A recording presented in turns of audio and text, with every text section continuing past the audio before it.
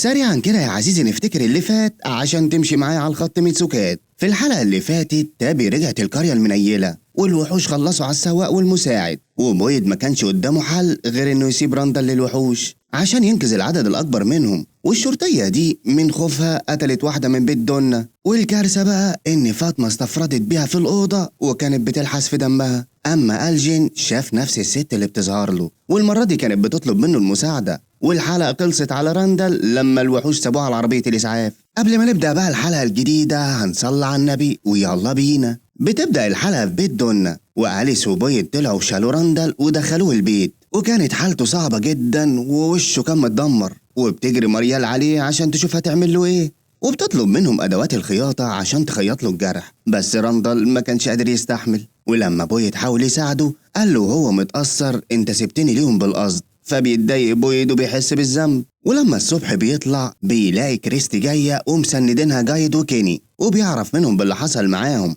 ولما جايد عرف ان تابي رجعت اتصدم وكان عايز يشوفها ويتكلم معاها. في الوقت ده تابي كانت بتحكي لعيالها اللي حصل، وبتقول لهم انها كانت مرعوبة لما فاقت ولقت نفسها في مستشفى، وكانت خايفة ما تعرفش ترجع لهم ولا تشوفهم تاني. لكن بتلاقي جايد داخل عليهم من غير احم ولا سلام عليكم، وبيقول لها انا لازم اتكلم معاكي حالا. جيم كان فاكره ساحت منه هيأذيها، لكن تابي بتطلب منه انه يسيبه يخرج اللي في بطنه ويقول الكلمتين اللي عايز يقولهم. ولما سألها ايه اللي حصل رد إيسان وقال له انها دخلت من الشجرة، وان الشجرة دي في كتير منها في الغابة، بس الشجرة اللي تابي دخلت منها فيها ازايز كتير متعلقة. فبيسألها طب والمنارة هي نفس المنارة اللي ام فيكتور كانت بتدور عليها؟ قالت له ايوه تقريبا. فبيقول لها ينفع نوصل لها من غير ما نعدي من الشجرة؟ قالت له انا معرفش، اللي حصل معايا كان كله صدفة. فبيقول لها خلاص يبقى قوم بينا يلا حالا دلوقتي نروح للشجرة. جيم قال له انت فاكر نفسك مين؟ ما تهدى كده علينا، الحكاية مش ناقصاك، هي لسه راجعة ومش هتروح في اي حتة. قال له طيب الازايز محدش يعرف جواها ايه؟ جيم قال له انه اخد منها وقت ما كان بيدور على تابي، وكل اللي موجود جواها ورق فيه ارقامه بس. قال له انت مستهون بالارقام دي؟ اكيد الارقام دي مهمة وراها سر. انت عارف معناته ايه ان تابي تمشي وترجع تاني؟ وبيترجاهم انهم ياخدوا للشجرة يمكن يلاقي اي اجابات. تابي قالت له انها مش هتقدر تروح معاه عشان بويد هيعمل اجتماع لكل الناس وعايزها تحضر. وفي بيت دونا ابو فيكتور كان عايز يغير هدومه، وبيقول لدونا لو كنت اعرف اني ممكن اقابل فيكتور بجد كنت لبست حاجة كده عليها القيمة. قالت له احنا عندنا مخزن بنحط فيه هدوم الناس اللي ماتت، ممكن تنزل وتختار اي حاجة تلبسها. وبتقول له انها بعتت لفيكتور عشان يجي. وتحت فيكتور بيوصل مع سارة، وكان داخل يدور على جاسبر العروسة، ولما بيلاقيهم بينضفوا بيعرفوا اللي حصل امبارح. وكمان بيتصدم لما بيعرف ان تابي رجعت. وبتنزل دونا وبتقول له انها ما رجعتش لوحدها، وبتعرفه ان ابوه وصل هنا معاها، وبتقول له انه عايز يشوفه. فيكتور اتصدم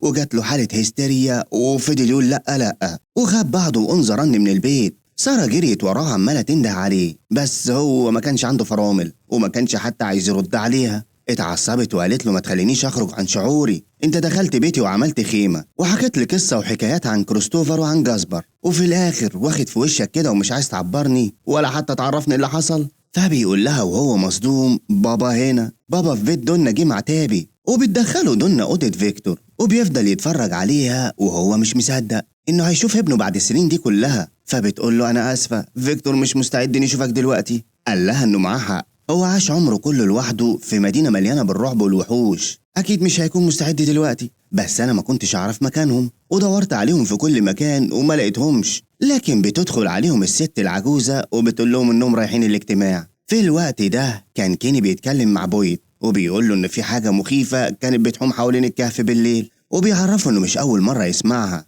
بويد قال له لو كل اللي بتعمله إنها بتحوم حوالين الكهف بس فده يا سيدي مش خطر ولا مشكلة، إحنا هنا في خطر أكبر. الوحوش دي طلعت ذكية جدا، هم قصدوا يخلوا راندال عايش عشان في الرايحة والجاية نبص عليه واحنا خايفين ونفضل فاكرين ان الليل رعب وخطر. اما بقى مريال كانت حاسة بالذنب بسبب موت نيكي، وبتقول لكريستي انها طلعت لها رصاصة والدنيا كانت تمام وقشطة صباح الفل، بس فجأة تعبت وما قدرتش الحقها. فضلت كريستي تقنعها انها مش سبب موتها، لكن بيسمعوا صوت راندال وهو بيتألم، ولما بتطلع تشوفه بتلاقي بويد وكيني داخلين هما كمان يشوفوه. فبتمنعهم وبتقول لبويد ان لو راندال شافه هيتعب اكتر، وبتطلب منه انه يروح الاجتماع عشان الناس مستنياه. فبيتضايق بويد بس بيقول لها ان عندها حق، وفعلا بيروح الاجتماع. والناس كانوا هيتجننوا ويعرفوا ازاي تابي رجعت وكانت فين اساسا. فبيقول لهم بويد انه ما عندوش اي اجابات وانه مستني تابي عشان تجاوب على اسئلتهم. وواحدة فيهم بتسأل أبو فيكتور إزاي وصل الحال بيكم في عربية الإسعاف، فبيقول لها إنهم عملوا حادثة وفاقوا لقوا نفسهم في عربية الإسعاف.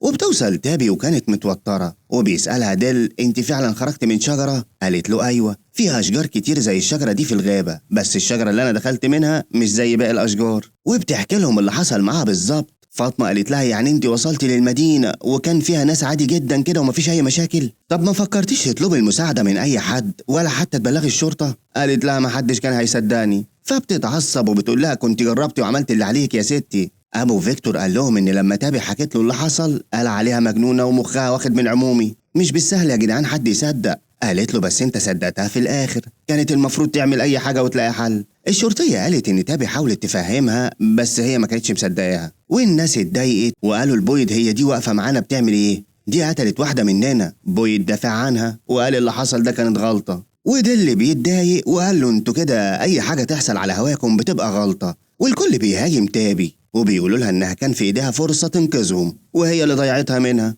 حتى فاطمة وأليس كانوا مع الناس في نفس الصف. تابي اتعصبت وقالت لهم حتى لو حد كان صدقني ايه اللي كان هيعمله؟ ما هو ابو فيكتور صدقني وقاعد منور اهو وسطنا، انا ما كانش في حاجة في ايدي اعملها وما عملتهاش. وبتقول لهم انا اسفة اني مش لاقي اجابات لاسئلتكم، وسابتهم ومشيت. حاول بويد يهديهم بالكلام بس ما كانش في فايدة. كلهم شايفين ان كان تابي بايديها تنقذهم وبيسألوه على مكان الشجرة عشان يمشوا زي ما تابي عملت. اتعصب وقال لهم انه دخل الشجرة دي قبل كده والنتيجة كانت انه اتحبس في مكان تحت الارض.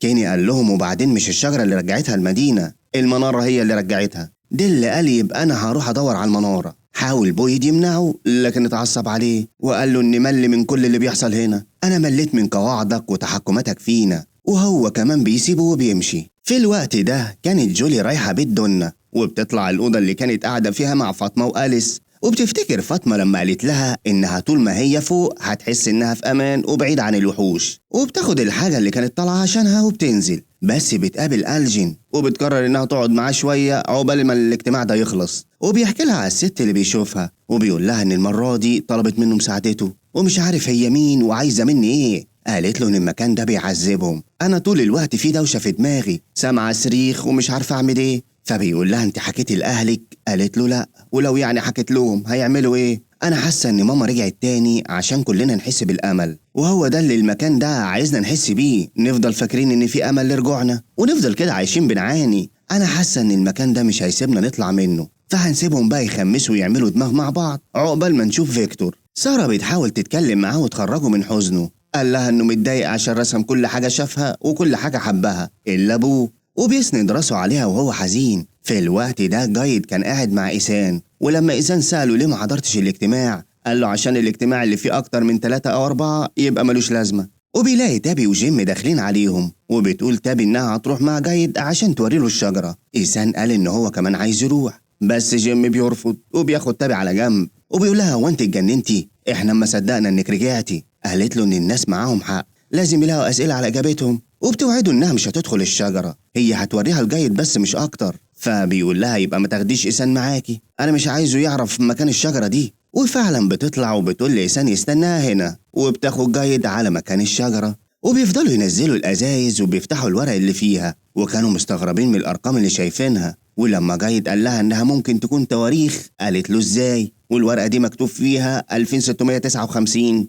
فبيقول لها إنه شاف الأطفال اللي هي شافتهم، وبيحكي لها إنه دخل الكهف وشاف الرمز ده، وبيعرفها إنه ما طلعش رمز زي ما كان فاكر، ده جذور شجرة مرمية على سطح المكان اللي الأطفال فيه، وكلهم كانوا نايمين على صفايح حديد وبيقولوا نفس الكلمة. قالت له تقصد كلمة أنجي كوي؟ قال لها أيوة، والأول مرة أحس إن أخيرا مسكت طرف الخيط، بس فجأة حسيت إني بحاول أمسك شوية مية ورجعت تاني ما بقتش فاهم أي حاجة في أي حاجة، في حاجة إحنا مش عارفين نفهمها، الشجرة دي والأرقام اللي فيها. لكن بيقاطعهم ديل وبيقول لهم أخيرا لقيت الشجرة السحرية، أنا هعمل اللي انتم مش قادرين تعملوه، هدخل فيها وهطلب لكم المساعدة، ولما ترجعوا بيوتكم ابقوا اشكروني براحتكم. حاولوا يحذروه ويمنعوه بس هو صمم وفعلا دخل جوه الشجرة. أما بويد بيجري وراه أليس بعد ما خرجوا من الاجتماع، بس بويد كان متعصب وبيقول له انت وفاطمة شايفين ان الناس قاعدين على برميل بنزين وانتوا عمالين تحدفوا عليهم عيدان كبريت، عمالين تولعوا فيها مش اكتر، قال له إنه فاطمة مضطربة بسبب الحمل.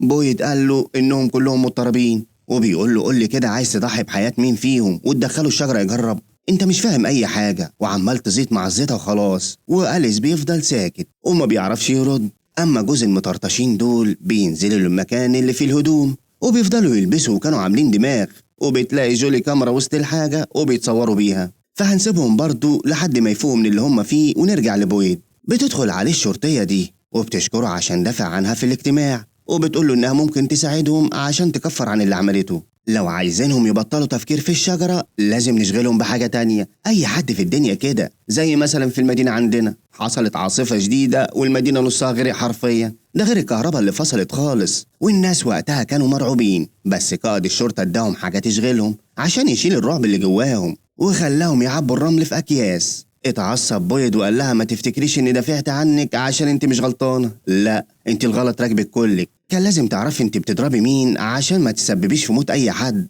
انت هربتي وسبتي 2 في عربية الاسعاف محتاجينك. فبتتأسف له وهي بتعيط. قال لها حلو، روحي بقى وتأسفي لنيكي عشان ما تقتليش حد تاني، وسيبيني انا اتصرف مع المدينة والناس بتوعي. فاطمة بقى يا سيدي بتتسحب وبتدخل تاكل من الخضار الفاسد كالعادة، بس بيدخل عليها أليس على فجأة، فبتشيلهم بسرعة وبتمسح بقها. ولما سألها انت بتعملي ايه يا فطوم، عيطت وقالت له ان في حاجة غلط بتحصل.